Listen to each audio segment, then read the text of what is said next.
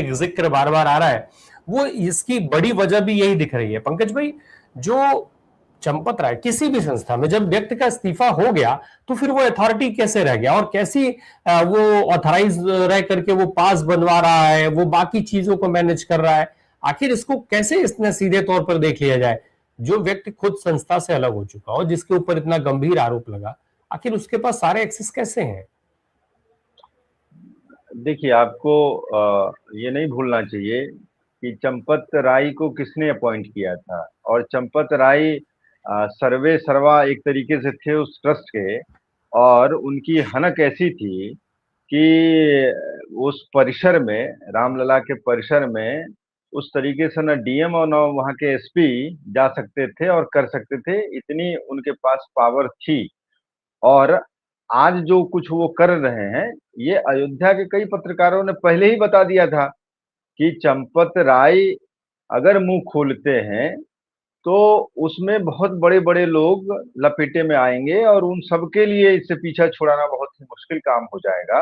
इसलिए चंपत राय के पास वो सब कुछ मौजूद है, इसलिए वो इतने मजबूत हैं और सशक्त हैं।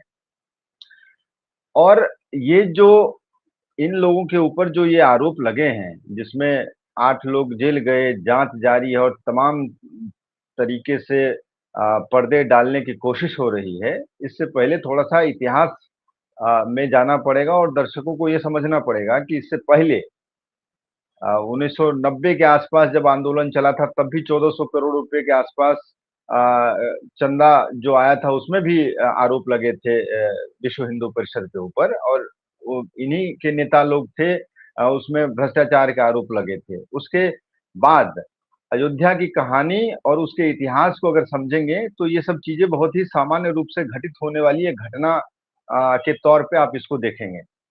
एक आजकल वायरल हो रहा है, उसको जिक्र करना यहाँ बहुत जरूरी है। एक महंत लाल दास जी थे, जिसके बारे में वो मधु किशोर ने एक इंटरव्यू किया था, वो सोशल मीडिया पे बहुत तैर रहा है। उसमें महंत जी ने ये कहा था उन दिनों कि करीब 50 से 60 साधु संतों की हत्या हो गई और मेरा अभी तक नहीं हुआ है, ये मुझे आश्चर्य लग रहा है। और इस इंटरव्यू देने के कुछ दिनों के बाद उनकी भी हत्या कर दी गई। तो आप अंदाजा लगाइए कि किस सुनियोजित तरीके से संघ के लोग और विश्व हिंदू परिषद के लोग, तमाम लोग अयोध्या में इस नैरेटिव को सेट करने में लगे थे। और राम जन्मभूमि को लेकर के जो ये मसला था और जो ये मुद्दा था, उसको किस तरीके से उठा रहे थे और किस तरीके से अयोध्या के ऊपर कब्जे की रणनीति बनाई जा रही थी। और उसी का फलसफा है कि आज लगभग अयोध्या पे संघ का कब्जा हो चला है। और इसलिए संघ के लोग ये कहने से नहीं थक रहे हैं कि हमारा दूसरा मुख्यालय अयोध्या बन गया है। जबकि सब लोग ये जानते हैं इस बात को कि महाराष्ट्र से जो एक संगठन प्रारंभ हुआ, उसका मुख्यालय नागपुर, उसका प्रभाव साउथ के अंदर, नॉर्थ इंडिया के अंदर, ये जो जमीन तैयार किया गया, ये जमीन विश्व हिंदू परिषद ने तैयार किया। और उन दिनों जो साधु संत थे, वो विश्व हिंदू परिषद से नहीं जुड़ना चाहते थे। और इस बात को मोटे तौर पे सब लोग जानते हैं। अब सोचिए कि जिस महंत ने ऑन रिकॉर्ड इस बात को बताया, उस महंत की भी हत्या हो जाती है। और आज जिस तरीके से कार सेवकपुरम से लेकर के तमाम जगहों पे इन लोगों का कब्जा हो गया है, और कि जिस तरीके से सरकारी गेस्ट हाउस से लेकर के तमाम चीजों का इस्तेमाल संघ के लोग वहां कर रहे हैं, ये यही दर्शाता है कि इनका एकाधिपति की तरह वो सब लोग उस तरीके को उसको आगे बढ़ा रहे हैं। और यही कारण है कि चंपत राय को कोई हाथ नहीं लगा सकता है। और चंपत राय क्या थे? कुछ नहीं थे। अशोक सिंघल जब जिंदा थे तो उनके पीछे पीछे थे, प्रवीण भाई तोगड़िया थे। आप देख लीजिए इन लोगों की हत्या, मतलब इन लोगों की मौत किस तरीके से हुई। कमलेश तिवारी थे, उनकी हत्या कैसे हुई। ये तमाम जो प्रखर हिंदुत्ववादी नेता एक जमाने में थे, सब धीरे धीरे खत्म हो गए। और जो लोग मुखर होते हैं और जो लोग प्रखर होते हैं इस दौर में, उन लोगों के लिए बोलना, आवाज उठाना बहुत ही मुश्किल काम रह गया है। इसलिए वहां लोग बोल नहीं पा रहे हैं। और वैसे भी वो सन्नाटा है एक तरीके से। जो कुछ media, social media, digital media में उठ रहा है, वो भी एक सीमित दायरे में उठ रहा है। पंकज भाई, एक एक बात जो साफ है, जो जमीन घोटाले की बात हुई अभी, इस मामले में भी जिन 8 लोगों का नाम एफआईआर में है, जिन पर कार्रवाई होती हुई दिख रही है, उनसे संबंधित लगभग 20 रिश्तेदारों की जमीन की खरीद की जांच की जाएगी। जो राम मंदिर बनाने के लिए जो जमीन खरीद हुई थी, उसमें जो एसआईटी बनी थी, उसके आधार पर क्या जांच हो रही है वो गायब है, उस पर कोई बात नहीं हो रही है, उस जमीन की जांच नहीं हो रही है। ये जो 8 लोग हैं, इन पर्टिकुलर 8 लोगों के 20 रिश्तेदारों की जमीन खरीद की जांच की जाएगी। इससे सब कुछ साफ हो जाएगा। अनम्यूट करिए पंकज जी, ये तो म्यूट है आप प्लीज। हाँ, हाँ, हो गया। ये तो राम प्रकाश जी दिखावा है, ये लीपापोती करने का एक साजिशन। एसआईटी हो चाहे ये उत्तर प्रदेश की पुलिस हो, जो लोग भी इस जांच में इन्वॉल्व हैं, वो सब लोग एक लीपापोती कर रहे हैं ताकि मीडिया में, मेन स्ट्रीम मीडिया में खबरों को प्लांट किया जाए और आम आवाम तक कुछ और नैरेटिव पेश किया जाए। और आज ही के अखबार में आप देखिए छपा हुआ है कि अब बड़ी ट्रांसपेरेंसी के साथ ट्रस्ट को चलाया जाएगा। तो ये हो रहा है, तमाम तरह की चीजें, ऐसी चीजें उसमें लिखी हुई हैं कि लोगों। अच्छा, एक और दिलचस्प बात देखिए कि जब से आरोप लगे तब से वहां पे दर्शन करने के लिए लोग नहीं जा रहे हैं, और अखबार ये लिख रहा है और दावा कर रहा है कि ट्रस्ट से जो जानकारी मिल रही है उसमें लोगों की संख्या और बढ़ गई है। तो ये लोग तो इतने प्रपंची हैं, इतने घटिया हैं, जिनके बारे में बात करना ही मुझे लगता है कि उचित नहीं है। और ये देखिए, आप देखिए, जब गोविंद गिरी ने ये कहा कि गोपाल राव को बर्खास्त कर दिया गया है, तो गोपाल राव तुरंत आते हैं अगले ही दिन और कहते हैं कि नहीं नहीं, मैं तो हूं यहीं पे, मैं कहाँ बर्खास्त हुआ हूं, मैं तो अपने काम को अंजाम दे रहा हूं। तो चंपत राय का जो गुट है और अंदर भी टशन चल रहा है, दिल्ली में टशन चल रहा है। मतलब आप ये समझिए कि 3 दिन का संघ का कर्नाटका में अभी शिविर चल रहा था। वहां संघ प्रमुख पहली बार मुंह खोले हैं तो कह रहे हैं कि जो कुछ हुआ है उससे हमें दुख है। अरे भाई, आप ही के लोग हैं और आप ही सब कुछ करवा रहे हैं, और प्रधानमंत्री जी करवा रहे हैं, तो फिर आप लोग जिम्मेदारी क्यों नहीं लेते? आप मुझे बताइए, कह रहे हैं कि हम चौकीदार हैं प्रधानमंत्री जी। अरे आप हर चीज में वहां पे जा रहे हैं अयोध्या में, चाहे वो ध्वजारोहण का कार्यक्रम हो, उसमें मंदिर का निर्माण, प्राण प्रतिष्ठा का हर कार्यक्रम में आप जाते हैं। आपने ट्रस्ट के लोगों को चिन्हित किया और नामित किया, नॉमिनेट किया।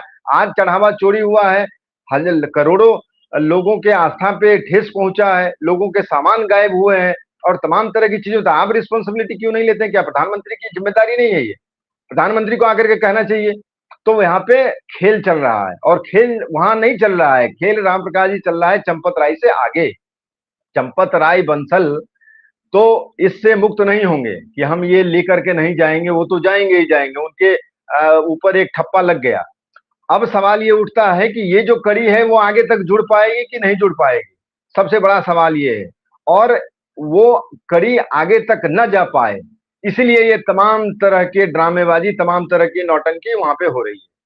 और एक चीज और समझिए, बहुत कम लोगों को ये मालूम होगा कि प्रधानमंत्री सोमनाथ मंदिर के ट्रस्ट के अध्यक्ष हैं। आप बताइए कि क्या एक प्रधानमंत्री को होना चाहिए, जबकि लोग ये कहते हैं कि धर्म को और राजनीति को बिल्कुल अलग अलग रखना चाहिए।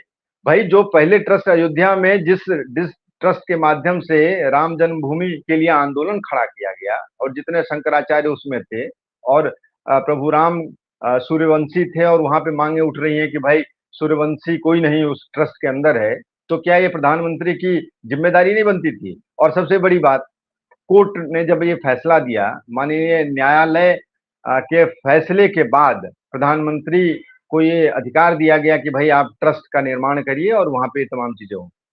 आप सोच लीजिए, और किस तरीके के फैसले आ रहे हैं, और किस तरीके से दबाव में कोर्ट काम कर रहा है, ये भी बड़ा विचारणीय है। और लोगों को अब, जो भारत के लोग हैं ना, अब लोगों को बस यही लग रहा है कि भाई स्थिति अब जो है वो पानी सर के ऊपर से बह रही है।